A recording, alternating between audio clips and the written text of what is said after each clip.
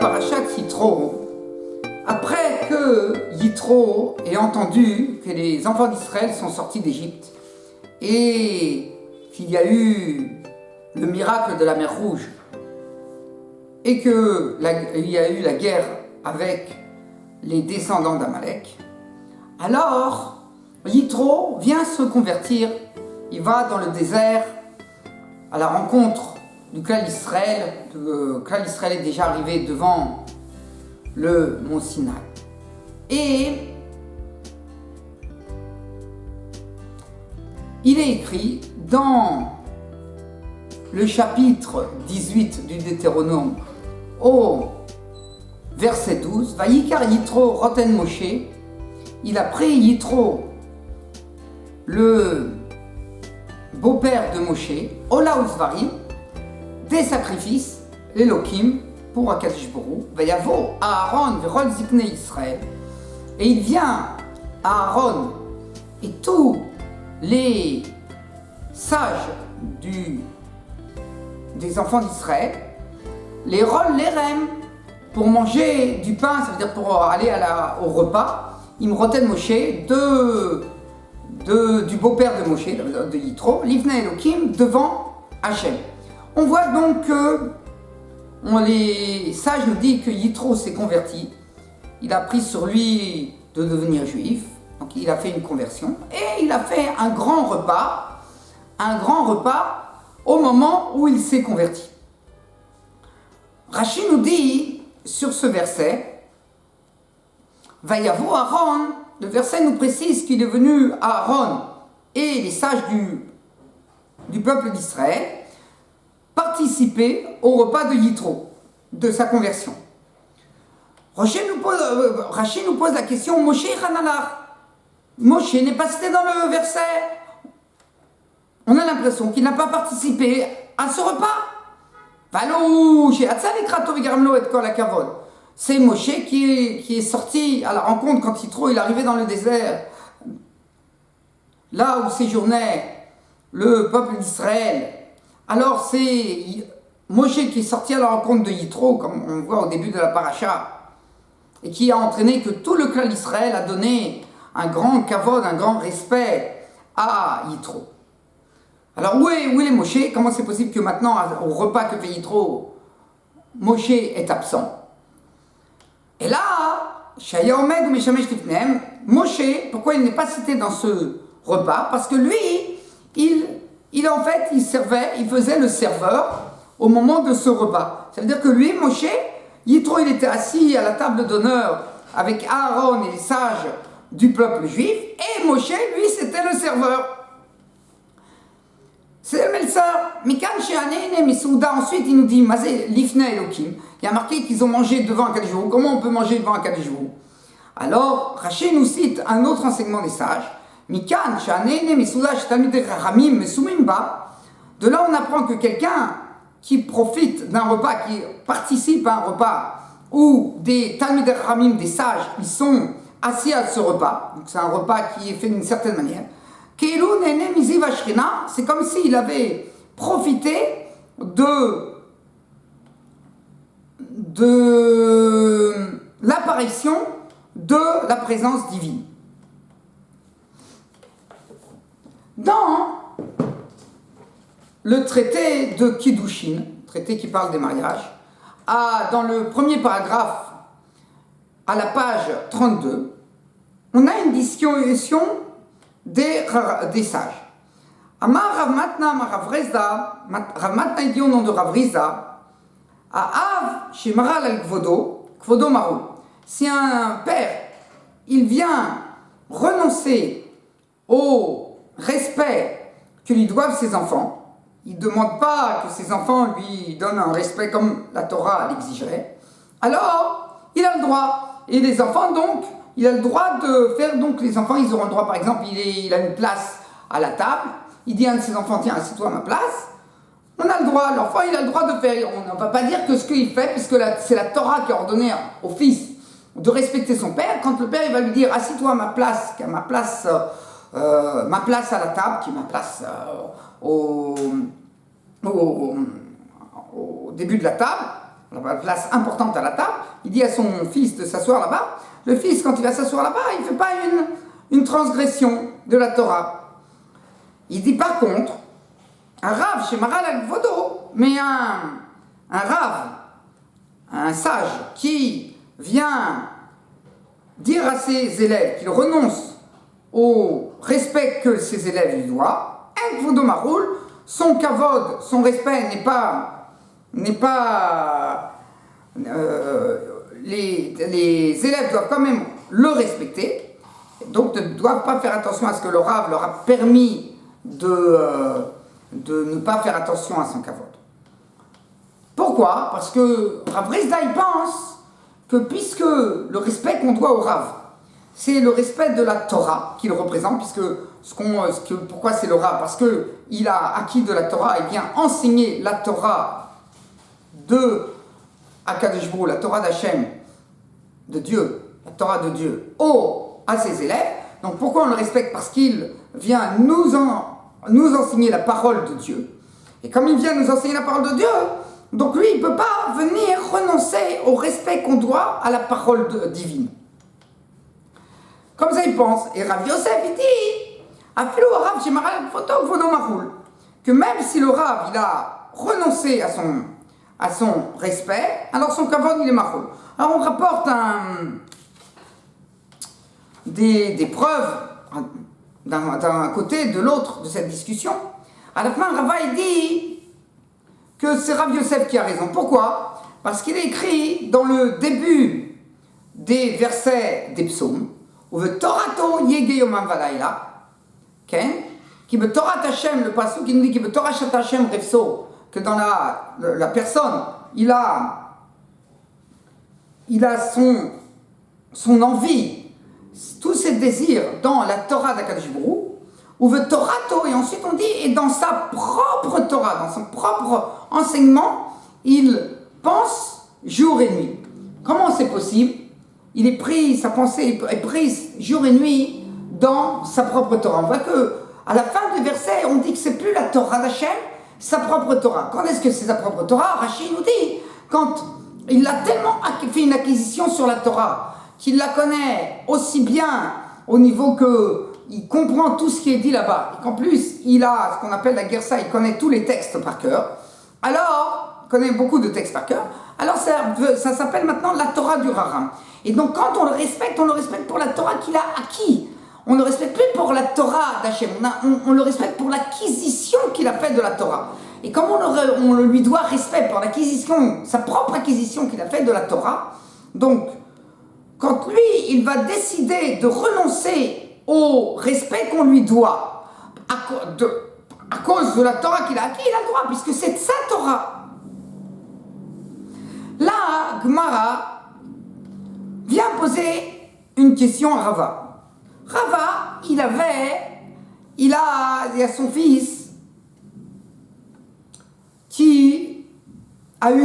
il s'est marié, donc il a fait une ratouna, et donc il a fait un grand repas, et au repas qu'il a fait pour son fils, donc son fils qui était le ratan, qui était le marié, alors il était assis à la table d'honneur, il y avait les sages qui étaient à table, et il y avait devant beaucoup de tables dans la salle où les gens mangeaient au repas et de noces. Et donc il y avait les grands talmidim, les grands élèves de Rava. Rava, c'était le Rosh Keshiva, c'était le grand de la génération. Et donc les talmidim, les élèves, ils étaient assis aux tables. Et Rava, il venait servir tout le monde, puisque c'était le repas de noces de son fils, et que c'est lui qui évidemment payait les noces. Alors il venait servir tous ses invités. Et quand il est arrivé devant Rav Papa et Rav Huna, fils de Rav Yehoshua, qui étaient les deux grands élèves, alors ces deux grands élèves, ils se sont levés devant Rava. Et ensuite, quand il a servi à une autre table, les deux autres Ramim, deux autres sages, ces deux autres sages qui aussi étaient des grandes personnes de Israël, ils n'ont pas bougé devant Rava. Alors Rava, il n'était pas content. Et il a dit, vous, Rav Papa et Rav Huna, vous êtes vraiment des Talmid Ramim. Vous êtes levés devant moi. Mais ces deux autres sages, Alors eux, c'est pas des Talmidei Rachamim, ils ne sont pas levés. Donc on voit qu'ils pensent qu'on devait encore lui attribuer du respect, malgré qu'il est en train de servir, que donc on a l'impression qu'il a renoncé au respect que les élèves lui devaient. Eh bien ça marche pas, et donc on doit lui donner du respect. On rapporte encore un autre événement comme ça, et ensuite on dit, la Gemara elle dit non. En fait, le Rav, quand il a renoncé à son respect, il a renoncé à son respect, ça marche. Mais malgré tout, l'élève, malgré qu'il n'a pas à se lever entièrement devant le Rav, normalement quand le Rav il passe, qu'il n'a pas renoncé, alors on doit se lever entièrement devant le Rav, de sa position assise, mais au moins, il doit faire comme s'il veut se lever, il doit faire comme ça, pour montrer qu'il respecte le Rav. Alors il ne se lève pas complètement, puisque le Rav lui a permis de rester assis, mais il doit quand même faire un petit signe, un petit geste comme ça, de montrer qu'il voudrait donner du respect au Rav. Et ça, Rav Papa et Rav Huna, ils l'ont fait, et les deux autres sages, ils l'ont pas fait. Alors là-dessus, il a dit, ça c'est pas bien. Ensuite, la Gemara, elle nous rapporte un autre enseignement, comme quoi un Nassi, même un Nassi, le Nassi c'était le grand du Sanhédrin, qui vient renoncer au respect qu'on lui doit par son poste important dans la communauté, alors il a le droit. Par contre, on a un enseignement de Ravashi qui nous dit que un roi, le roi du clan Israël, qui lui veut renoncer à son respect, là ça marche pas. Le respect, il n'a pas le droit, on n'a pas à le prendre en compte, parce que le verset nous dit sans tassim alera melech, tu dois mettre sur toi un roi, chete et mato alera, que tu aies la crainte du roi sur toi. Dans la Gemara Sota, on vient nous faire une petite restriction à cette règle. On dit que normalement, quand il y avait le roi, il lisait la Torah à la fin de la 7e année, au moment de la fête de Sukkot qui est à la fin, qui est après la 7e année, alors on lisait la Torah, et le roi, il recevait la Torah debout, il s'asseyait, il lisait devant le peuple. Tout le monde était debout, et lui, il était assis. On dit que Agrippas, le roi Agrippas, lui, il s'est levé. Alors, donc il n'a pas fait attention au respect qu'on lui doit en tant que roi, qui devait être assis pour montrer qu'il est le roi, et il se levait pour lire dans la Torah.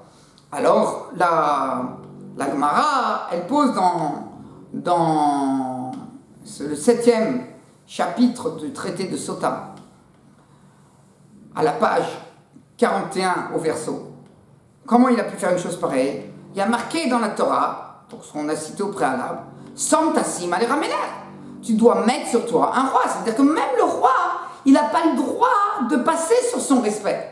Ça ne lui appartient pas. C'est une mitzvah d'Akadjourou que le roi, il doit faire que sa crainte, elle soit sur les sujets du royaume. Alors, la Gemara répond, mitzvah shani. Les mitzvot, si le roi il veut donner un kavod aux mitzvot, alors c'est différent. Alors le Tosfot, il pose une question, il dit, comment c'est possible? Quand le roi, il a un repas, comme on voit que le roi, il a un repas, on voit que même quand il a un repas, il n'a pas le droit de servir devant tout le monde. Malgré que c'est une mitzvah de servir tout le monde. Et on est en train de parler d'une Seudat mitzvah, comme la Seudat Yitro par exemple. Comme le repas qu'il a fait Yitro au moment de sa conversion. Ou devant un Ratan Bekala, devant des mariés, le roi, il n'a pas à baisser son honneur devant l'honneur qu'on doit au Ratan, au marié. Et ça aussi, c'est pour une mitzvah. Alors, il vient expliquer le Tosfot qu'il y a deux types de mitzvot. Il y a des mitzvot où la mitzvah, c'est par exemple lire dans la Torah. Et quand le roi, il va passer outre de son respect, pour donner du respect à la Torah, c'est donner du respect à Kadosh Baruch Hu. Ça, de roi, on apprend quoi? Le roi qui est tellement élevé, lui-même, il donne le respect à la Torah, il s'abaisse devant la Torah. Alors tout le monde va s'abaisser devant la Torah. Par contre, quand le roi il va donner du respect même à des sages qui ont acquis la Torah, il ne va pas donner du respect à la Torah, parce qu'on a vu que maintenant quand on donne du respect à un sage, à un raham, à un rav, on ne donne pas respect à la Torah Tachem comme il a dit Rav Rizda, on donne le respect à le fait que ce raham il a acquis la Torah, pas la Torah Hashem elle-même. Donc c'est pour ça que le rav il pouvait dire qu'on n'a pas à faire attention à son kavod, il a le droit de passer dessus. Alors à dire à ses élèves de passer outre son respect, puisque cette Torah lui appartient. Donc c'est plus la Torah Hashem. Donc si c'est plus la Torah Hashem, quand le roi il veut donner du respect au raham, il veut donner du respect à la personne du raham, non pas à la Torah Hashem, la Torah d'Akadjé, la parole divine qui est dans le raham. Et donc, puisque c'est ça, alors il n'a pas le droit.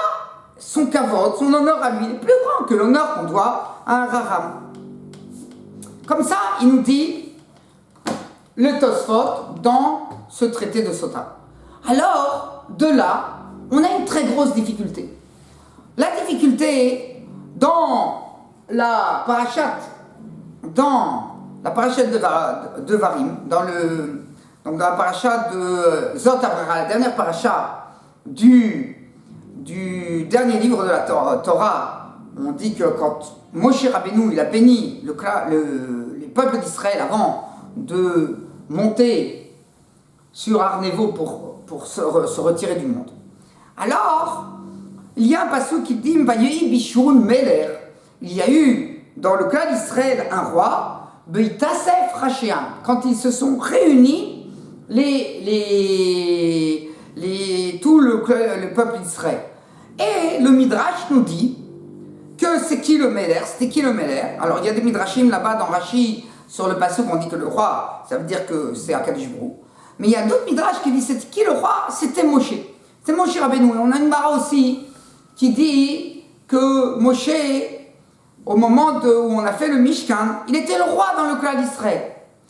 Alors s'il est le roi, on a vu ici qu'un roi, il n'a pas le droit de passer outre à son respect.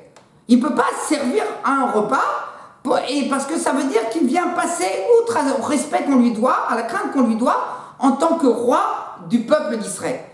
Alors comment Moshe Rabbeinu, il a pu servir au repas de Yitro? C'était le roi du clan d'Israël.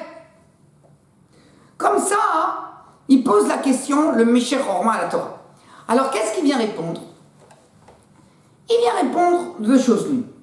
Ou bien on va dire que Yitro, il est venu avant le don de la Torah, comme il semble être dans la paracha Yitro, qu'on voit qu'on a d'abord que Yitro il est arrivé, que Yitro il est reparti, et ensuite on nous cite qu'il y a eu le don de la Torah, les 10 commandements sur le mont Sinaï.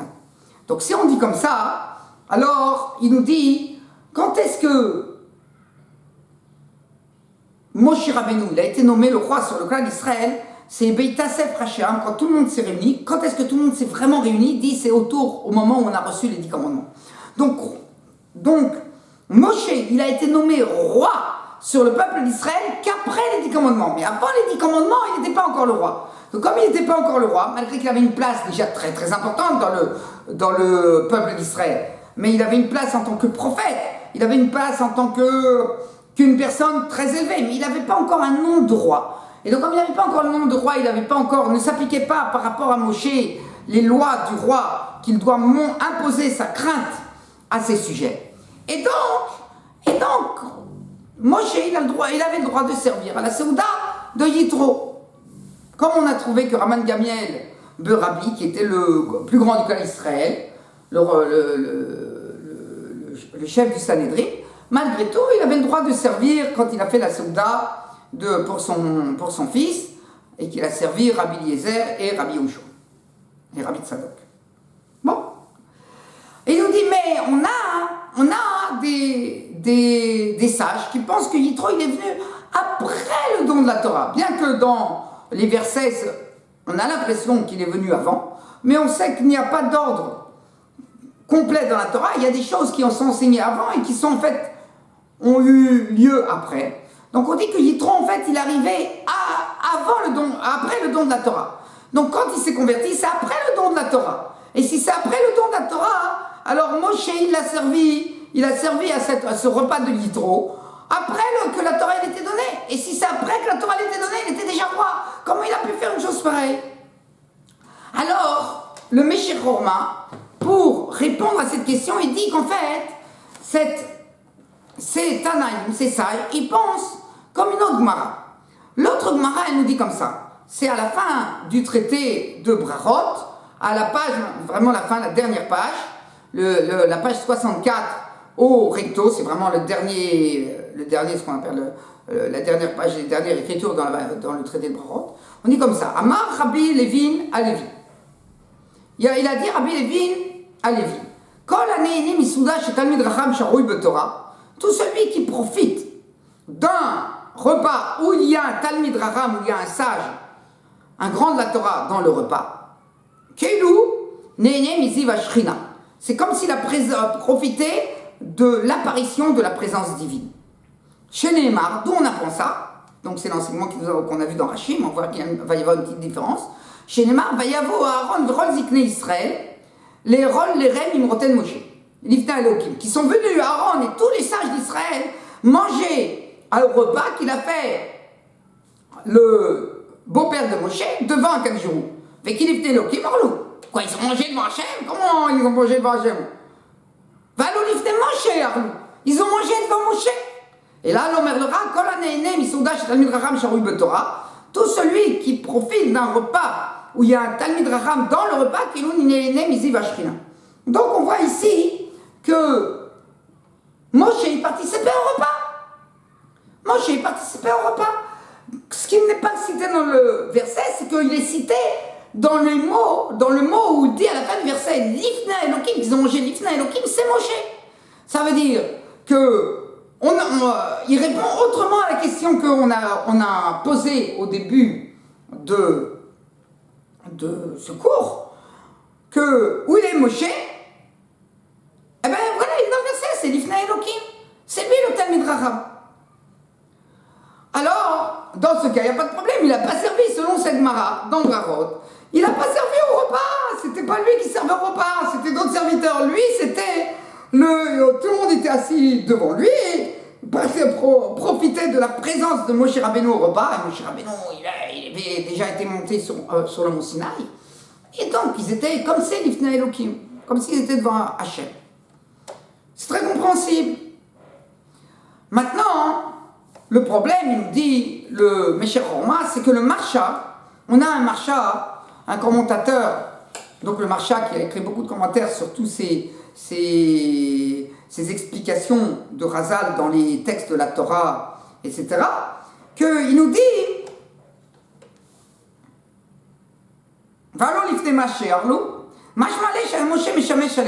il nous dit, il comprend Rabbi Avin à Lévi, que Moshe, pourquoi ils ont mangé devant Moshe? Parce que Moshe, il servait devant eux, il n'a pas mangé avec eux. Qu'ils ont mangé devant Moshe. Ça veut dire quoi? Ils ont mangé devant Moshe? Il a compris, lui, manger devant Moshe, ça veut dire que Moshe lui-même, il n'a pas mangé. Aïe, aïe, aïe, aïe, aïe. Donc ça veut dire, c'est pas comme il dit le Meshech Horma, qu'ils ont mangé devant Moshe, Moshe était au repas, et comme Moshe c'était l'acteur principal, donc le repas, c'est Yitro qui a fait le repas, mais la personne la plus importante du repas c'était Moshe, alors ils étaient l'Ifna Elohim. Non, Moshe n'a pas mangé, comme s'ils nous dit le Marsha. Et il a servi. Ah, c'est comme la Mérita qui dit, qu'il a rapporté Rachid que Moshe l'a servi devant eux. Alors ça, c'est très difficile. C'est très difficile. Parce que comment c'est possible? Alors Moshe, il a servi devant eux. Comment il fait le Marsha avec ce texte? Selon ces Tanaïm qui vont dire, puisque comme il déduit du verset, que sinon on n'aurait pas pu dire l'Ifna Elohim. Donc il déduit du verset que Moshe, il n'a pas mangé avec eux. Et puisqu'il déduit du verset, c'est même pour les Tanaïm qui pensent que c'était après... C'est dans tous les cas, donc c'est même pour les Tanaïm, les sages, qui pensent que c'était après le don de la Torah. Et Moshe, il était déjà le roi. Donc comment c'est possible qu'il ait servi devant eux? Et donc en fait, on va rester avec cette question. on va rester avec cette question. Et il nous dit autre chose, que dans l'explication de Rashi, on voit que puisque Rashi, lui, il a changé un petit peu l'enseignement de Razal, de ce Rabbi Avinu Halevi, il n'a pas dit qu'un Talmid Raham, il est dans la Souda, il a dit où il y a des Talmid Rahamim dans la Souda. C'est-à-dire que Rashi, il comprend comme le Mécher Romain, qu'il faut que la personne participe à la Souda, il mange avec eux, qu'il soit à la table d'honneur, pour que ça s'appelle qu'il mange devant des Talmid Rahamim. Alors, et qu'il profite de l'apparence divine, cette apparition de la présence divine, et Rachid nous a dit, Moshe lui servait. Et c'est pour ça qu'il a dit des Talmid Rahamim. C'était qui les Talmid Rahamim? Il dit le Marsha, c'était Aaron et les sages. Donc c'est qui était Lifnei Elohim? Lifnei Elohim, puisque maintenant, ceux qui ont mangé Lifnei Elohim, c'était les autres personnes qui assistaient à ce repas, les autres personnes, tous les autres élèves, tous les autres personnes qui sont venues à ce repas, ils ont profité de la présence divine qui apparaissait sur Aaron et les sages d'Israël qui se trouvaient au milieu du repas qui faisaient du Torah, mais c'est pas à cause de Moshe, parce que lui, Moshe, il était le serviteur. Shabbat Shalom Mevorach.